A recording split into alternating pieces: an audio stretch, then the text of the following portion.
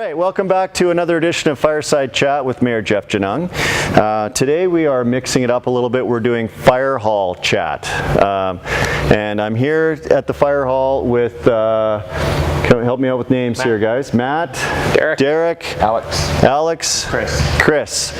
And if you've been following along on social media, you may be aware that all of these guys, including myself, they allowed me to participate this year in the stair climb challenge, which was it feels like it was a year ago, but it was a week and a half ago at the Bow Tower. We climbed 55 flights of stairs, and these guys rocked it. And I just wanted to wrap up this campaign of Fireside Chat today with a little thanks and kudos to the Cochrane Fire Department for allowing me to train down here early mornings and sweat it out in the tower with them with full gear. It's like I've been telling everybody it's been 600 pounds of weight that we had to, well, I had to carry 600 pounds.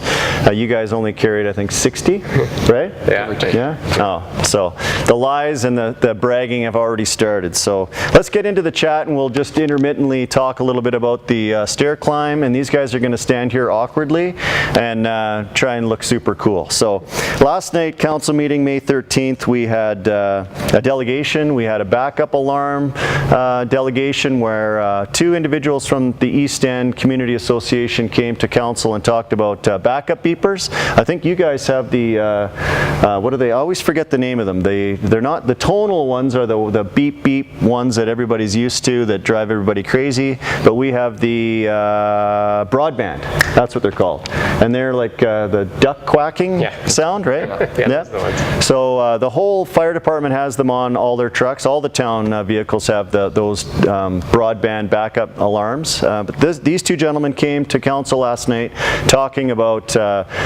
trying to ask the town to change our noise bylaw to incorporate the broadband backup alarms onto as for every single equipment that would come into the town. So council directed administration to take a look at that. They're going to come back in July with some options for us. So if you're worrying about backup alarms in your neighborhoods, pay attention in July. We're going to have some more information on that. So we had a whole lot of bylaws here. Hey Alex, look at all these.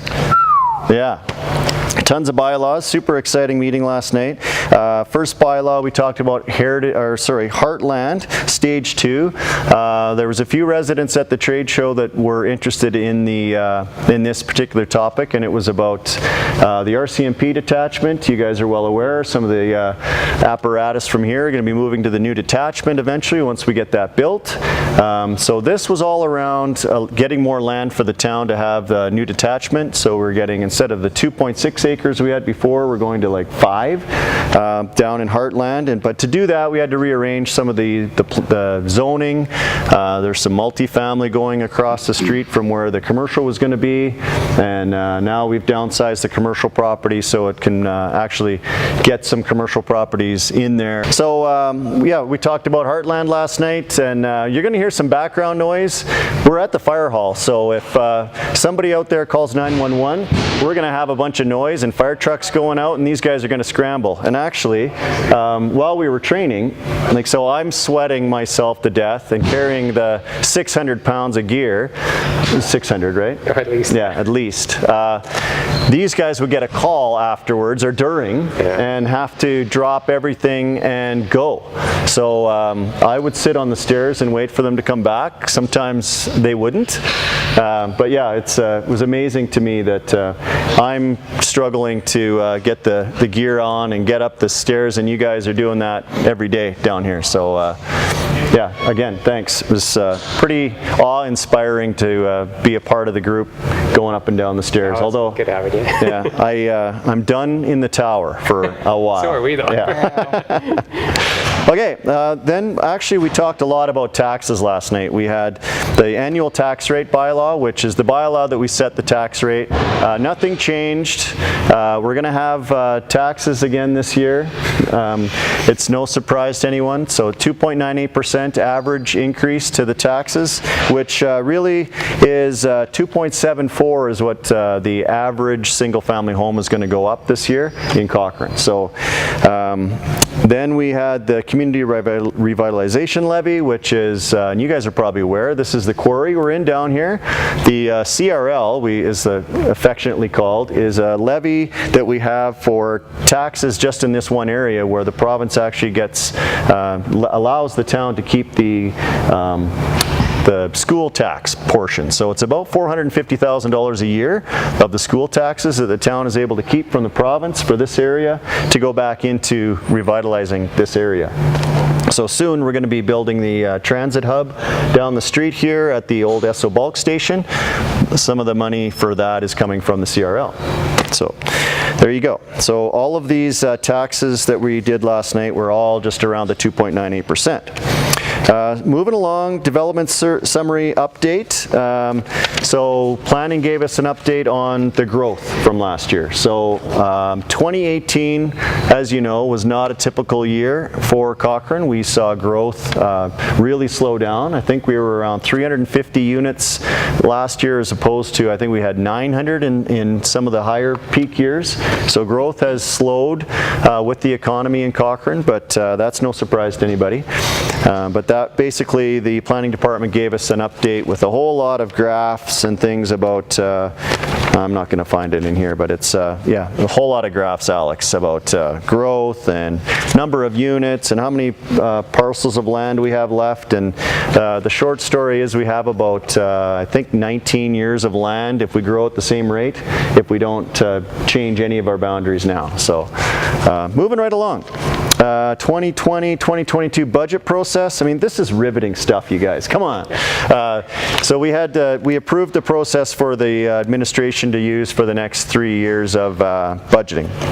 And then we hired a new information services person in the was an amendment to this year's budget. So we're doing we have a higher. We heard this morning at our staff meeting, the IT department is upping its game in keeping our cybersecurity at the maximum, so we need another person for that. So council added another staff person basically. And then we proclaimed last night, or this week, May 19th to the 25th, I guess that's next week, National Public Works Week. So yeah, kudos to all the people in Public Works. And that was the meeting. So, I mean, it sounds pretty easy when you go through it quickly with everybody around, but it took a couple hours to get through. But yeah, so guys, we're about to get interrupted. That's good. No, we're in the fire hall.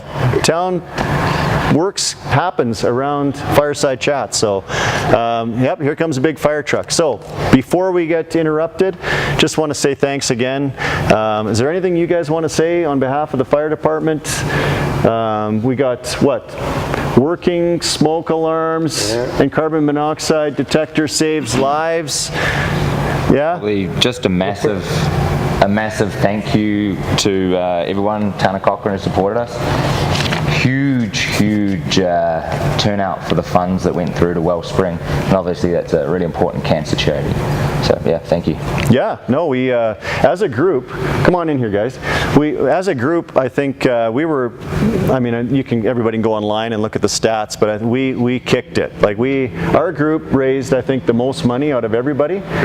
Cochrane was like $21,000 raised just from the Cochrane Fire Department. So kudos to you guys. I mean, Wellspring, great charity, as you've said, Alex. It helps people with cancer and helps families with who are struggling with someone in their family who has cancer. So it's not just for cancer patients, it's for families and loved ones of people with cancer. So yeah, thanks again. You guys, I think Cochrane had how many out of the top 10? 4 at least. Yeah, I think so. 4 of the top 10 times from the climb came from Cochrane residents. So, and how many? We had 9 guys from here competing. 9 runners plus you, 9 runners plus me, And yeah, it was just a great event to be a part of. Again, I've said this 100 times in the community, but I was training to get to the top, and that's where these guys actually start their day. So getting there for me was where I rang the bell, but you guys, kudos to you for keeping in that kind of shape year in, year out, and carrying that gear up there and then actually climbing in and saving people's lives and putting out fires. So really appreciate the work that you do. Every time I've been here, it's been super organized. The guys took care of me. They did laundry for me. They had a bag for me with stuff. I got that cool helmet. I really appreciated being one of the guys down here. So I'm going to miss your it. support, that's for sure. Yeah, it's nice. Yeah. So thank you guys. Thank you. It's not really much of a speaking role here today, but yeah, it's been a pleasure. So thank All about teamwork. It is. Yeah. So Okay. Same again next year? well, maybe we'll cut right before that comment. Yeah. No, I would love to come back. So thank you guys. All right. So that's a Fireside Chat wrap from the fire hall. Over and out.